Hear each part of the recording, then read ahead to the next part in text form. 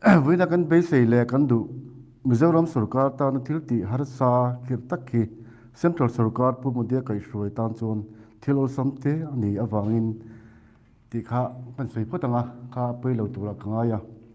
chon ka bial mi puite ta na ka bi ron pei mo em number 1 na chon tuna hei sabji bazar hun chu thia lo in ta a ka bial mi puite hi kun na thok mi kan tam em a chu ta chonin tuna hian thut na mu mal nei lovin tam takan omani e zo na mu mal nei lovin e anmang angani chu ta chuan pathian zara thlantin kalo ni chuan kabial mi puite ta na thlantin kalo ni chuan tun aya rang zok le na sa zok hian sabji bazar khu arang thing ber sak zo ni theinan ma kalang ti kha karon pong karon soi du ni chuan nam panthina chuan miêu sa le mere thei in kar ti lo zau to em maya kabial mi puite chunga hian chu ma chuan kabial mi puite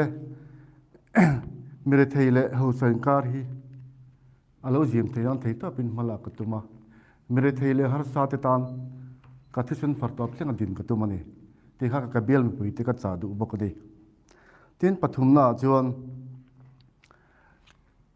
kabial mi puite tan hian kalkong tha in thandon chawa kalkong tha ni lo eng tiklai po kalkong tha hi an ma mo in ka thri a khu veng mong lom pangte mani ka zukala athen chu lung rem lo khok to fur lai fur lo thena kal thei to lo kho tamani khu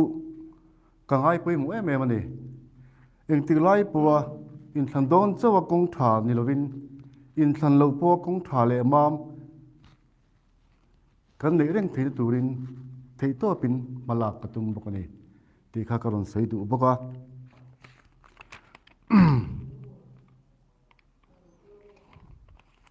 chuan tu a hianin kabial mi puite tana thantin kaloni ve chuan thei to pin central hian mi tan puin ti ama